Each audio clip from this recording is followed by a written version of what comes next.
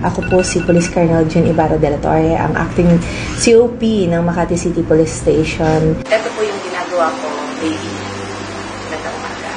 After uminom ng maligamgam, nagtitiklagin tayo ng coffee, and mahilig ako sa kape, in fact with kahit anong tinapay or pandesal.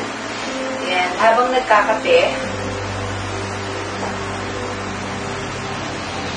nagkakaroon na rin tayo ng time. Sinasabay ko na rin ang aking pag-check sa mga documents na lalo na yung mga kailangan ng pirmahan para mailabas na. Tinitignan ko din kung gising ng anak ko at kung pwede kong matapos. So, bumustahin ko na rin ang aking matama. Love you! Love you! Bye! Bye!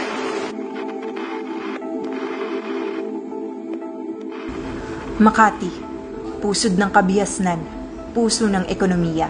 Isang lungsod na laging gising, laging gumagalaw. Nakikita natin, malaki ang impact sa public, no? Iba yung kanilang safety na nararamdaman kapag nakikita talaga nila ang ating mga kapulisan. Yung rush hour ay dapat nakatutok ang ating mga tao. So yun pa rin talaga, if you want peace and order, yung ating police visibility dapat talaga at seryoso talaga ang mga pulis sa pagbabantay. Sa mundong pinapaikot ng utos, ranggo at responsibilidad, may isa na tahimik na nagbukas ng pinto na matagal nang sarado. At sa kasaysayan, isang pangalan ang unang itinintig. Hindi ito kwento ng araw-araw lang. Ito ang araw kung kailan muling isinulat ang pamumuno. Hindi siya hinirang para lang manguna, siya'y dumating upang baguhin ang pananaw kung sino ang dapat naroroon. Alam naman natin na ang babae, siyempre yan ang una-una talagang magiging hamon na babae ka, so paano mo mapanatili ang kauyusan sa komunidad o dito sa hinahawakan mong posisyon bilang COP ng Makati. Unang-una pagdating ko dito kasi ay ang una kong inasikaso at tinignan ay ang moral and welfare ng mga personnel.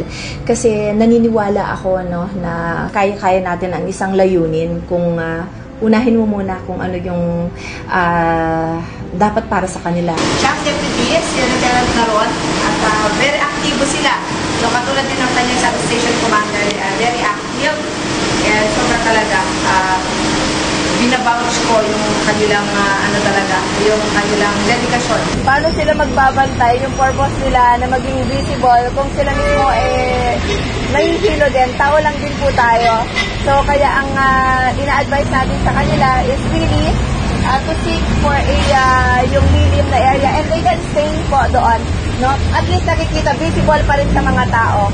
Nakikita pa rin nila yung 180 degrees, at least, di ba, ng yung mga in and out ng ating mga sasakyan o yung mga tao, yung ating mga motorista.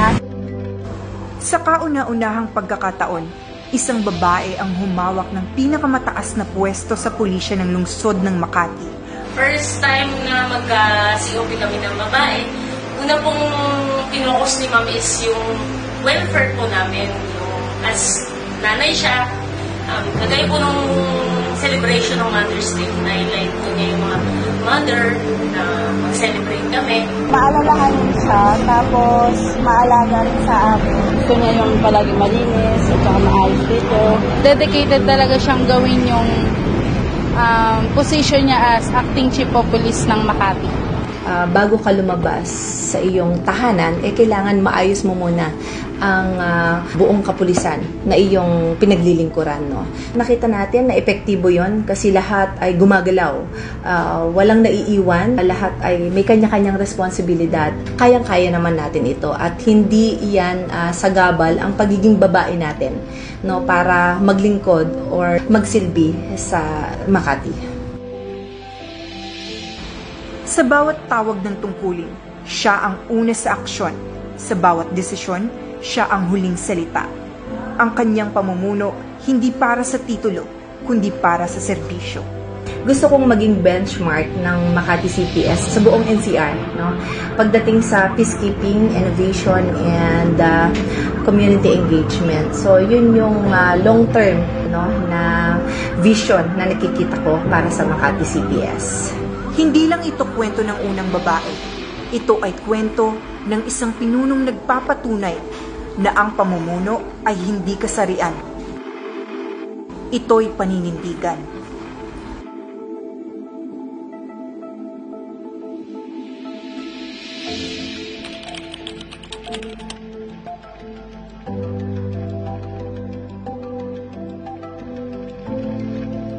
Sa ating mga minamahal na Makatizen po at yung mga nais po na dumulog, open po ang aming FB page Makati City Police Station. Maaari niyo pong dalawin ito at para at least makita nyo at mabasa nyo ang aming mga announcement or yung mga safety tips, no?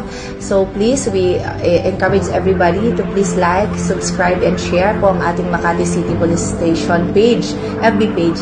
At pwede nyo rin po kaming tawagan sa aming hotline 0905-330-6480 or 0929-7936-525. Maraming salamat po at mabuhay po ang Philippine National Police.